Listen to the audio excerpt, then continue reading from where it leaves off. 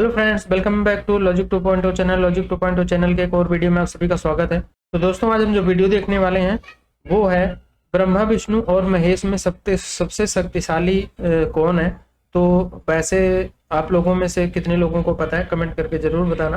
तो आज के वीडियो में हम देखने वाले हैं कि ये जो हमारे त्रिदेव हैं, त्रिदेव में सबसे शक्तिशाली कौन है। तो वैसे महादेव को माना जाता है, मैं जहाँ तक हमने सुना है, लेकिन आप लोगों ने कमेंट करके बताना है कि सबसे शक्तिशाली कौन है। तो आज उसके बारे में जो है इस वीडियो में हमें जानने को मिलेगा। तो कि ब्रह्मा विष्णु महेश के बारे में बहुत इंटरेस्टेड स्टोरी है ये। तो बाकी आप स्टोरी सुनो पहले, उसके बाद इसमें क्या रियलिटी है क्या नहीं वो भी कमेंट करके बताना है। तो देखते हैं आज का वीडियो। और वीडियो देखने से पहले चैनल पे न्यू है तो सब्सक्राइब करके बेल आइकन प्रेस कर देना, ताकि जब भी हम वीडियोज अपलोड करें उसका नोटिफिकेशन भी आप लोगों को मिल जाया करे। तो देखते हैं आज का वीडियो और मिलेंगे वीडियो के लास्ट में। कहते हैं देवों के भी देव हैं त्रिदेव, ब्रह्मा, विष्णु और महेश। ब्रह्मा जी को सृष्टि का रचयिता, भगवान विष्णु को सृष्टि के रक्षक और महादेव को विनाशक कहा गया है। कई लोगों के मन में यह प्रश्न उठा होगा कि आखिर त्रिदेवों की उत्पत्ति कैसे हुई, त्रिदेवों में सबसे शक्तिशाली कौन है। अगर आप भी इन प्रश्नों के उत्तर जानना चाहते हैं तो इस वीडियो को अंत तक देखें। मैं बजरंग प्रजापति आपका शब्दबाण यूट्यूब चैनल में स्वागत करता हूं। इस विषय में 3 प्रकार की कहानियां उपस्थित हैं। पहली है शिव पुराण में से, दूसरी है भगवत गीता में से और तीसरी है सप्त ऋषियों की। सबसे पहले जानते हैं शिव पुराण के मुताबिक कथा क्या है। एक बार जब ब्रह्मा जी और भगवान विष्णु के बीच में विवाद हुआ कि दोनों में से बड़ा कौन है। विवाद इतना बड़ा था कि इन दोनों में युद्ध की नौबत आ गई।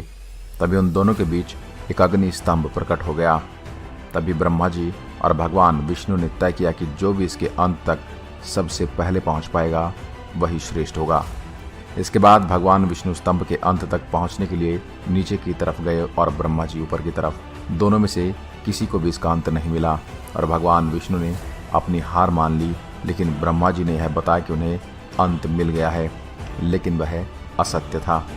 ब्रह्मा जी के असत्य बोलते ही उस अग्नि स्तंभ से प्रकट भगवान शिव हुए और ब्रह्मा जी के 5 मुखों में से जो असत्य बोले थे उसे काट दिया और श्राप दिया कि संसार में उनकी कोई पूजा नहीं करेगा, और भगवान विष्णु को अपने समान पूजे जाने का वरदान दिया। यह कथा शिव पुराण की है और इसके मुताबिक भगवान शिव सबसे बड़े हैं। अब बात करते हैं श्रीमद् भागवत की कथा के बारे में। जब एक बार सप्त ऋषियों में चर्चा हो रही थी ब्रह्मा, विष्णु और महेश में से बड़ा कौन है, इसलिए उन्होंने त्रिदेवों की परीक्षा लेने की सोची और इसके लिए उन्होंने भृगु ऋषि को कहा। भृगु ऋषि परीक्षा लेने के लिए सबसे पहले परमपिता ब्रह्मा जी के पास गए और उनका अपमान किया, और इस अपमान पर ब्रह्मा जी बहुत क्रोधित हो गए। इसके बाद भृगु ऋषि भगवान शिव के पास गए और उनका अपमान किया, और बाद में जब भगवान विष्णु के पास गए तब विष्णु जी विश्राम कर रहे थे। तब भृगु ऋषि ने उनकी छाती पर लात मारी। उनके इस बर्ताव से भगवान विष्णु को जरा भी क्रोध नहीं आया और उन्होंने ऋषि भृगु के पांव पकड़ लिए और उनसे पूछा कि कहीं उनके पैर में चोट तो नहीं लगी, क्योंकि मेरी छाती का भाग बड़ा कठोर है जिससे आपके पैर में चोट लग सकती थी।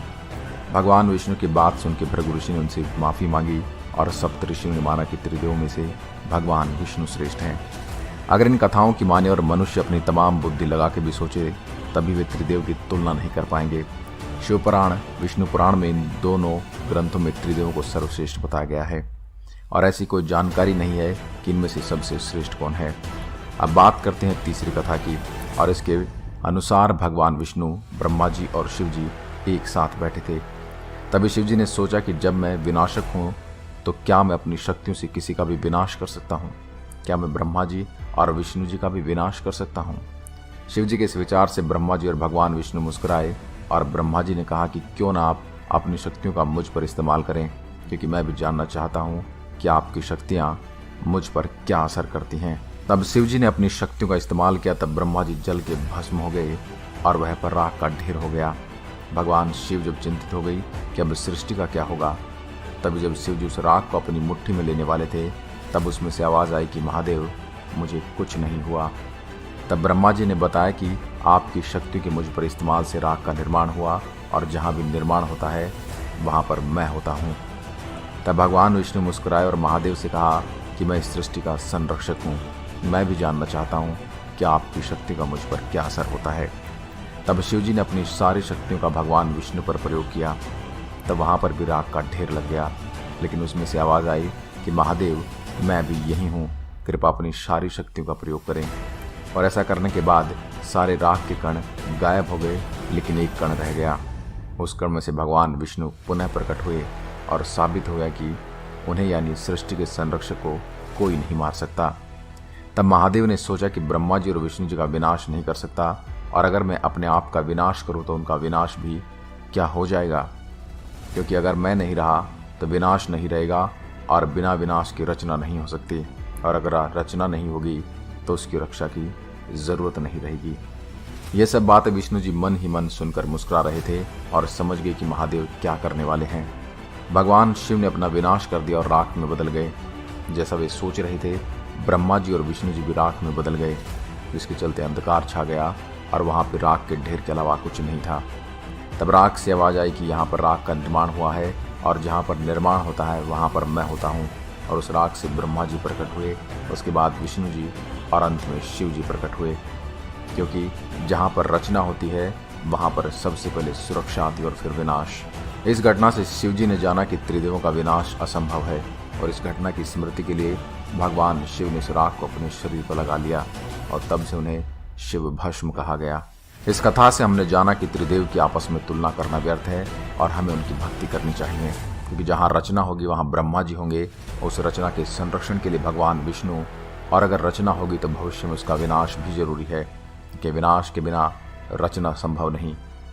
इसलिए तीनों देवों की आवश्यकता है इस सृष्टि को चलाने के लिए। तो यह जानकारी आपको कैसे लगी, हमें कमेंट बॉक्स में लिखकर ज़रूर बताइए।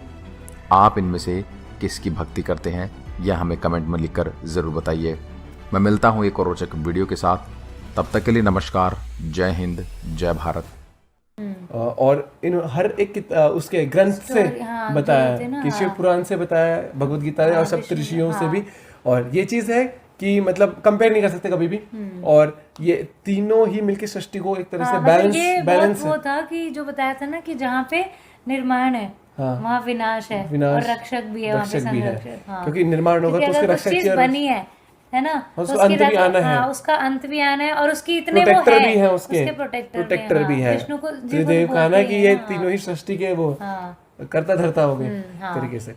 और काफी इंटरेस्टिंग, मतलब किसी ने कहा कि मैं बहुत ज्यादा वो शक्तिशाली हूँ, फिर सबकी शक्तियों को भी आजमाया गया, लेकिन एंड में और सारी ही हिंदूज की जो बुक्स हैं या कहीं पे भी ये नहीं मिलता कि कौन ज्यादा शक्तिशाली है, मतलब सब इक्वल है।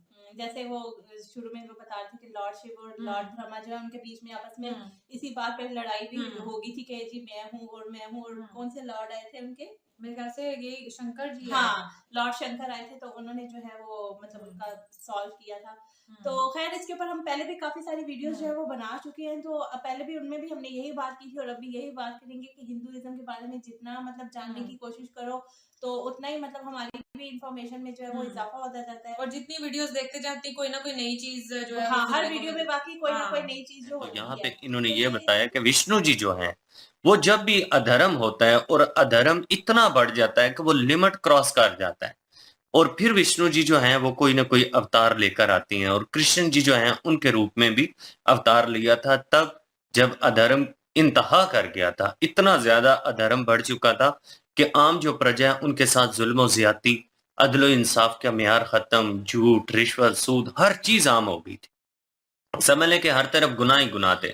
फिर कृष्ण जी जो हैं वो अपने रूप में आए हैं, विष्णु जी के रूप में आए हैं, और उन्होंने आके जितने भी अधर्मी थे उन अधर्मियों का विनाश किया है। किन के थ्रू? अपने भक्तों के थ्रू, क्योंकि कृष्णा जी खुद भी कर सकते थे, लेकिन उन्होंने अर्जुन जी को चूज किया, उसके बाद युधिष्ठिर जी, ये सारे पांडव जितने भी थे उन सबको अपने साथ मिला के और उनको ये ज्ञान भी दिया कि मैं खुद भी ये कर सकता हूँ। काफी लेकिन ज्यादा पता चला है इसके बारे में। अगर आप चाहते हैं कि हम इसी वीडियो के ऊपर जो नेक्स्ट इनकी इन्होंने कहा है कि वीडियो आएगी जिसमें मजीद पता चलेगा, अगर आप कहते हैं तो हम इस पर ज़रूर रिएक्शन देंगे। आपने कमेंट सेक्शन में ज़रूर बताना है हमें, क्योंकि बहुत सारे लोग हम लोगों को बेसिकली ज़्यादा इंफॉर्मेशन नहीं है इस मामले में, और ये रिलीजन और धर्म का जो टॉपिक होता है ये बहुत ज़्यादा सेंसिटिव होता है।